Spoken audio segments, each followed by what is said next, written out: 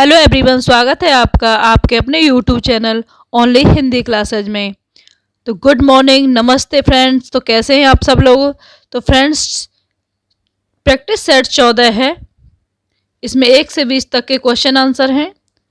तो सबसे पहले, जैसा कि हम आपको काव्यांश या पद्यांश करा रहे हैं, तो आज का हमारा काव्यांश है। तो हम काव्यांश से शुरू करने वाले हैं।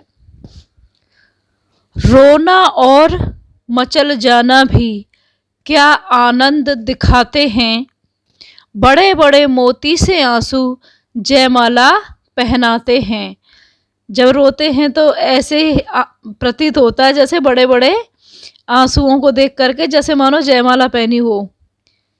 मैं रोई माँ काम छोड़ कर आई, मुझको उठा लिया झाड़ पहुँच कर, चूम चूम के गीले गालों को सुखा दिया। आजा बचपन एक बार फिर दे दे अपनी निर्मल शांति।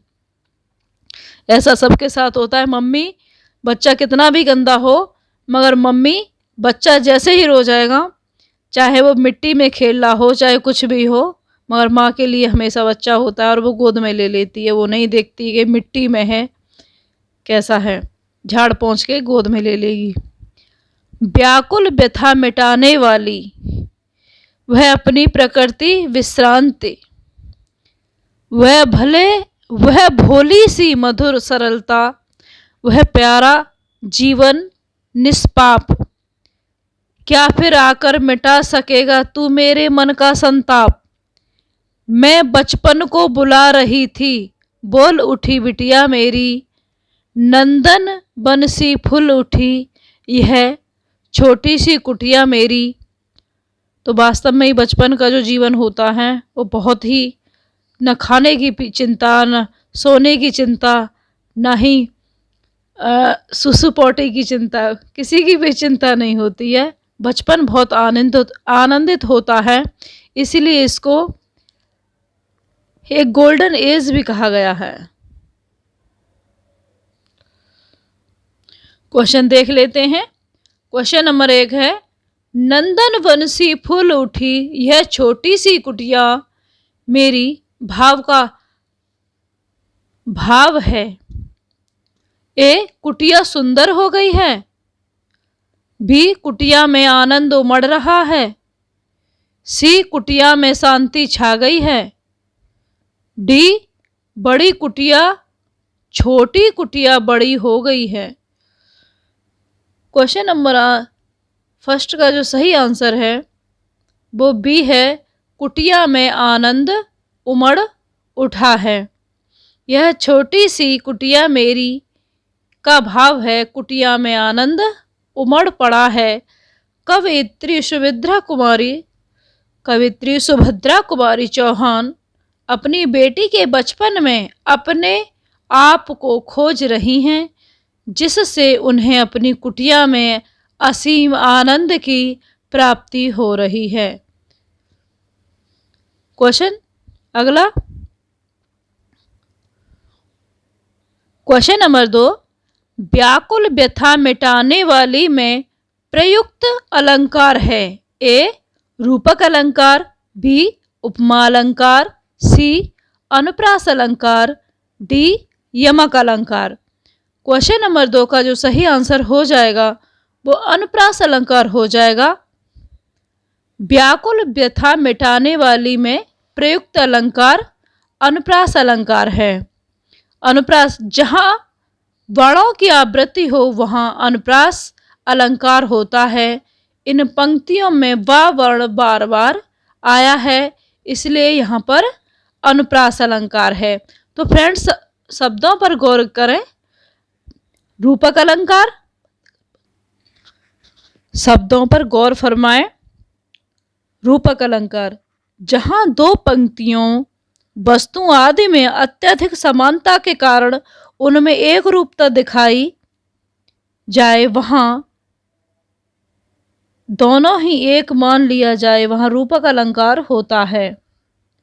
जैसे बिकसै संत सरोज सब हर्षै लोचन मृग, उपर्युक्त पंक्तियों में सज्जनों को कमल और आँखों को भ्रमर बताकर उनमें एक रूपता स्थापित की गई है, यह रूपक अलंकार हो जाएगा। अब बात करने वाले हैं जैसे उपमा अलंकार। उपमा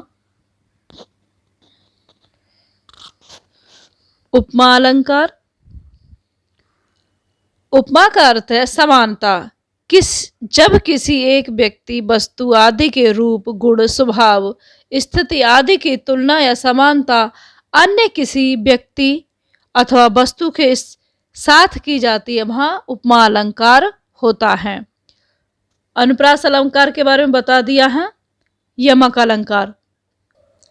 यमक अलंकार जब काव्य में एक ही शब्द एक से अधिक बार आए परंतु प्रत्येक बार उसका अर्थ भिन्न हो तो वहाँ यमक अलंकार होता है। तो फ्रेंड्स, अनुप्रास और यमक ये शब्दालंकार के भेद हैं। रूपक, उपमा ये अर्थालंकार के भेद हैं। और अलंकार दो प्रकार के होते हैं, शब्दालंकार और अर्थालंकार। अगला क्वेश्चन, घर में श्याम से मोटा कोई नहीं में वाक्य चयन कीजिए। ए निषेधात्मक वाक्य, बी विधानार्थक वाक्य, सी विधिवाचक वाक्य, डी प्रश्नवाचक वाक्य। क्वेश्चन नंबर 3 का जो सही आंसर हो जाएगा वो ए हो जाएगा। घर में श्याम से मोटा कोई नहीं है निषेधात्मक वाक्य है। निषेधात्मक वाक्य के द्वारा किसी काम के न होने या होने का बोध होता है। अगला क्वेश्चन, अरे आशीष फेल हो गया में किस प्रकार का चिन्ह है। ए प्रश्नवाचक, बी निर्देशक, सी विस्मयवाचक, डी हंसबोधक। क्वेश्चन नंबर 4 का जो सही आंसर हो जाएगा विस्मयवाचक हो जाएगा। अरे चिन्ह से ही हमें पता चल रहा है आशीष फेल हो गया, अरे आशीष फेल हो गया में विस्मयादिबोधक वाक्य है। अगला क्वेश्चन, जिस संज्ञा में केवल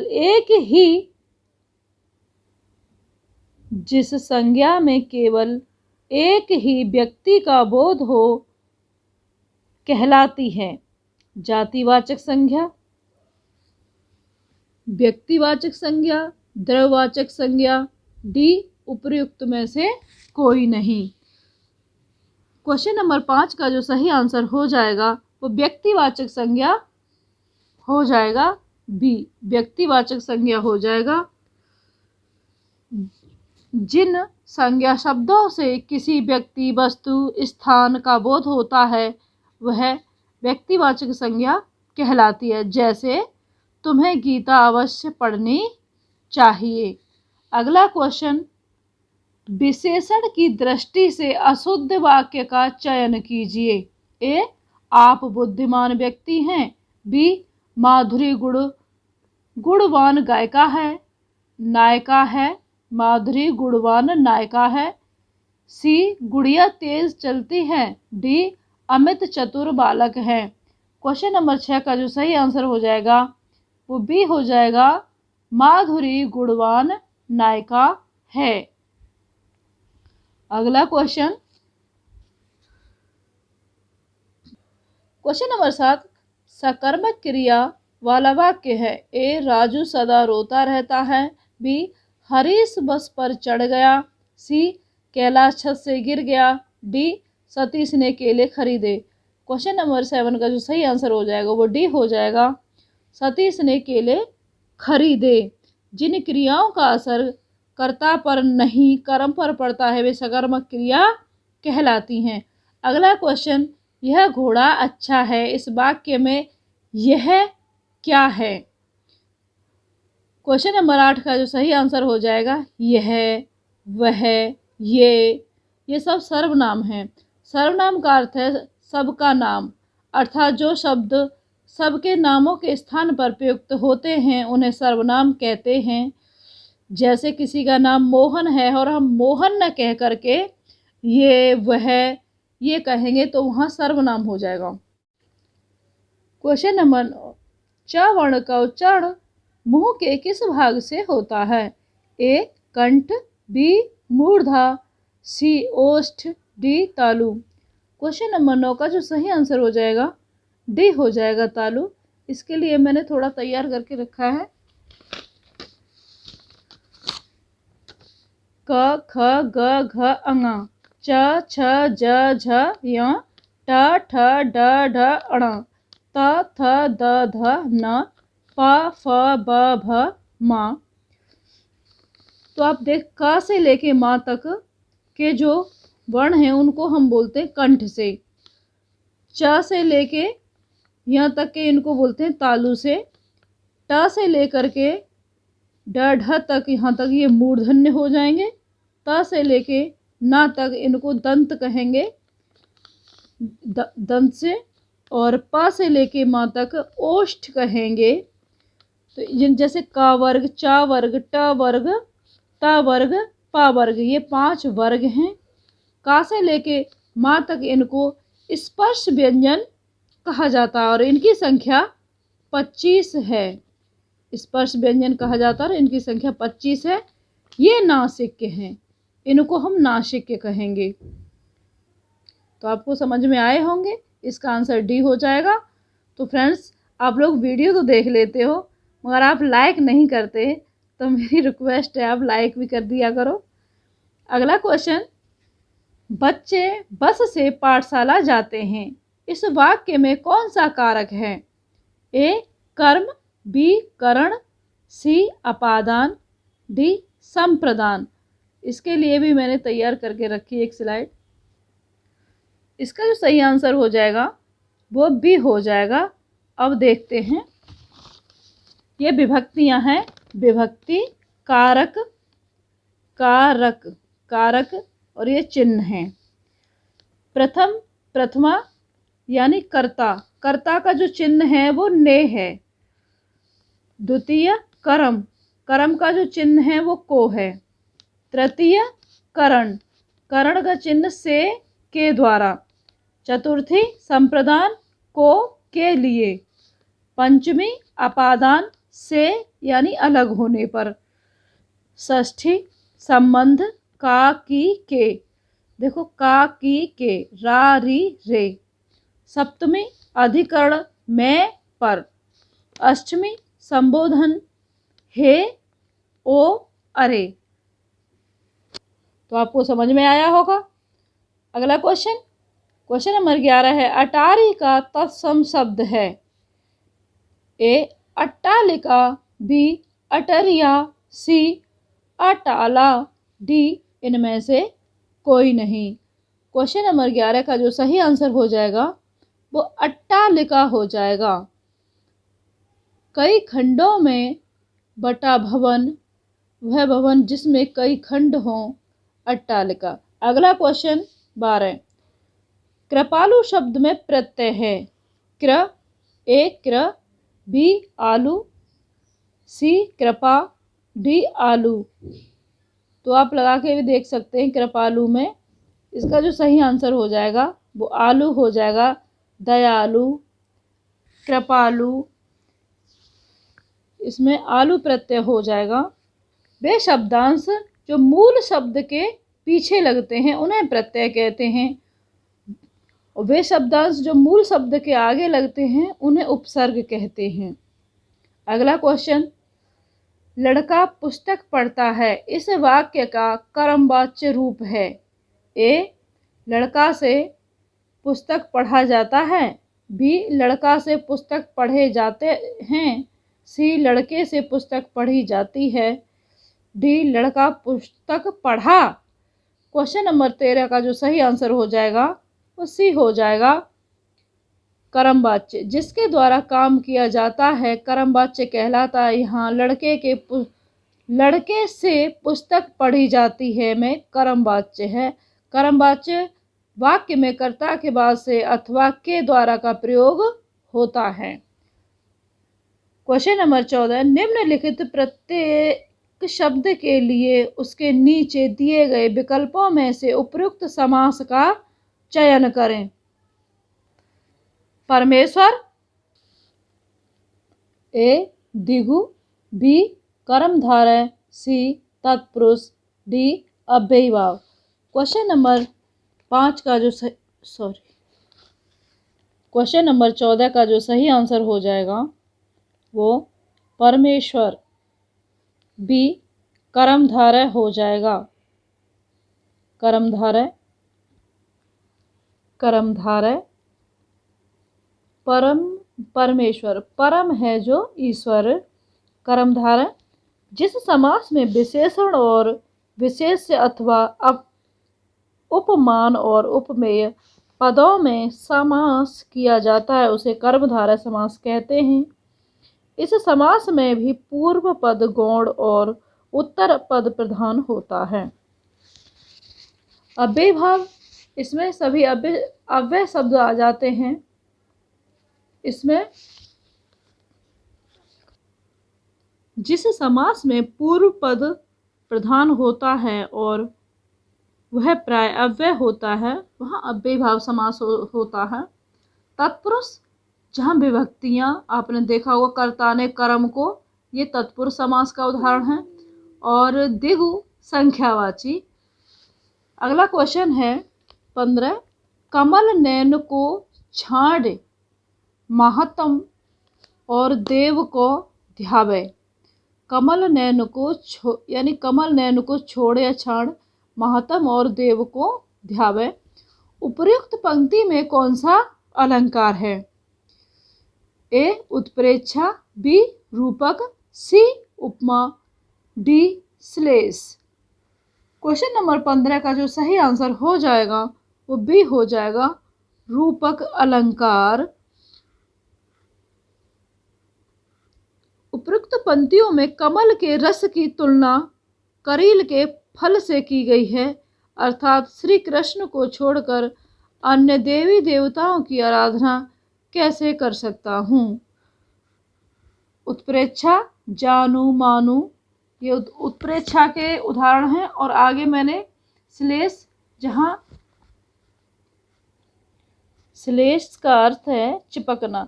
काव्य में जब एक शब्द से कई अर्थ चिपके हों, अर्थात कोई शब्द एक ही बार प्रयुक्त हुआ हो परंतु उसमें एक से अधिक अर्थ छिपे हों, वहाँ श्लेष होता है।